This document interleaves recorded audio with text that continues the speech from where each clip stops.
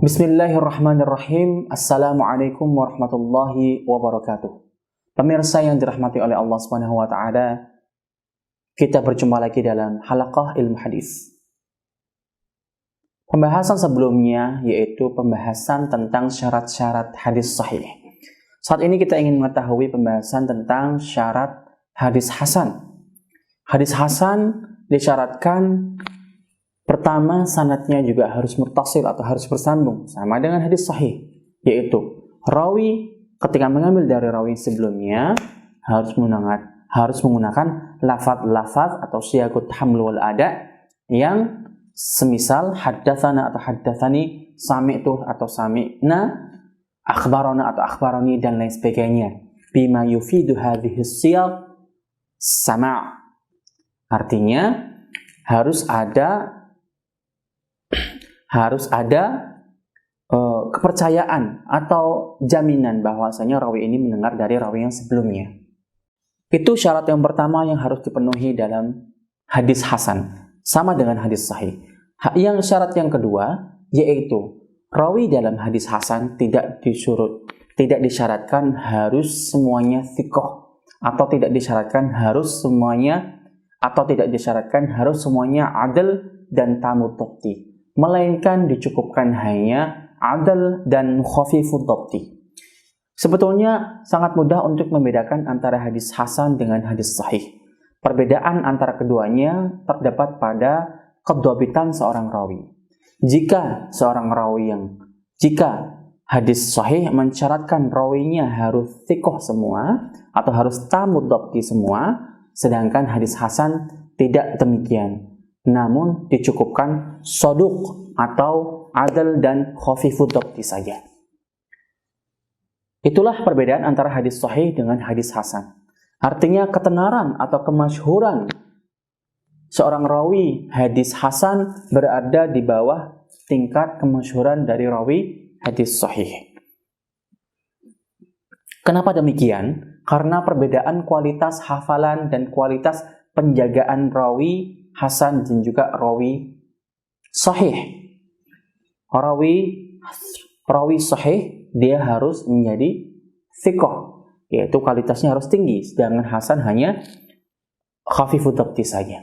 Namun jika kita melihat dalam satu rantai sanad dari awal sampai terakhir, kita temukan thiqah dan ada satu saja dalam tabaqat sanad, ada rawi yang dia itu shaduq atau rawi yang khafifud dhabti, maka sanad ini sudah kita hukumi keluar dari hadis sahih, tapi dihukumi dengan hadis hasan. Tentunya dengan mencukupi syarat-syarat yang selanjutnya. Artinya perbedaan antara hadis sahih dan hasan ada di tamamud dhabti dan khafifud dhabti. Kalau hadis sahih harus tamamud dhabti atau ad-dhabit at-tam, sedangkan hadis hasan dicukupkan hanya sampai shaduq atau khafifud dhabti saja. Kemudian syarat yang selanjutnya juga sama. Hadis hasan tidak boleh adanya pertentangan dengan riwayat yang lain, atau adamu kaunihi syudzuz atau adamu kaunihi syadzan. Tidak boleh menjadi hadis yang syadz. Karena apa? Karena jika maknanya bertentangan dengan riwayat yang lebih kuat darinya, maka hadis tersebut sudah masuk kategori hadis syadz. Kemudian syarat yang kelima dari hadis hasan juga adamu al-illah, artinya tidak boleh ada illah atau cacat yang ada pada hadis tersebut sehingga hadis tersebut tidak dapat dihukumi sebagai hadis yang hasan. Perbedaan yang kentara antara keduanya hanya terdapat pada ad-dhabtu. Jika kita lihat pembagian-pembagian lagi dari hadis sahih dan hadis hasan, maka dapat dibagi-bagi. Maka masing-masing dari hadis sahih dan hadis hasan dapat dibagi menjadi dua, yaitu hadis sahih li dzatihi dan hadis sahih li ghairihi. Hadis hasan dibagi menjadi dua juga, hadis hasan li dzatihi dan juga hadis hasan li ghairihi. Pembagian hadis-hadis kepada li dzatihi dan li ghairihi tersebut dilihat dari kemampuan dari sanad aslinya untuk mencukupi syarat-syarat hadis makbul. Artinya apa? Artinya Jika sebuah hadis dikatakan sebagai atau dihukumi sebagai hadis sahih li dzatihi, berarti kesahihan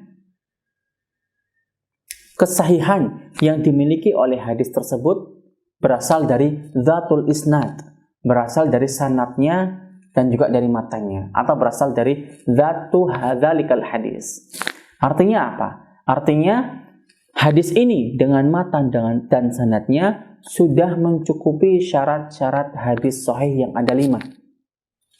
Itu arti dari hadis sahih li dzatihi. Kenapa? Karena kesahihannya datang dari zatnya, dari hadisnya, dari sanadnya atau dari matanya. Artinya sanadnya dapat mencukupi, artinya sanadnya muttasilul isnad, kemudian rawinya adil, rawinya tamu dhabti, rawinya hadisnya itu tidak syudzuz atau tidak syadz, kemudian hadisnya juga tidak ma'lul atau tidak mu'al, tidak ada illahnya. Itu sahih li dzatihi. Berbeda dengan sahih li ghairihi. Jika kita melihat pengertian dari sahih li ghairihi, maka artinya adalah hadis yang kesahihannya tidak datang dari dzatu al-isnad atau dzatu al-matan dari hadis tersebut, melainkan kesahihan hadis tersebut berasal dari jalan lain, berasal dari faktor eksternal, bukan dari faktor internal. Apa maksudnya? Maksud dari hadis sahih li ghairihi, sebenarnya sejatinya hadis sahih li ghairihi itu berasal dari hadis hasan li dzatihi.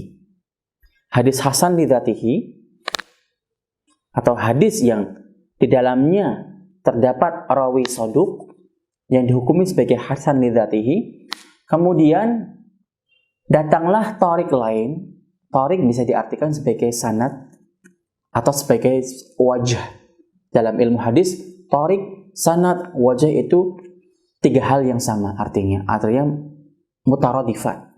Ketika hadis hasan li dzatihi kemudian datang thariq lain atau sanad lain atau penguat lain yang menguatkan kualitas hadis tersebut yang dihukumi hadis hasan li dzatihi, maka hadis ini dan hadis yang menguatkan dua-duanya bersamaan naik menjadi sebuah, maka keduanya akan naik derajat dari hasan li dzatihi menjadi sahih, namun bukan sahih li dzatihi, melainkan sahih li ghairihi. Kenapa? Karena sahih li ghairi ini sejatinya dari hadis hasan li dzatihi kemudian dikuatkan dari thariq lain, sanad lain, kemudian naik menjadi sahih li ghairihi, atau kesahihannya berasal dari selain dia atau berasal dari thariq lain yang menguatkan. Itu pengertian dari hadis sahih li ghairihi.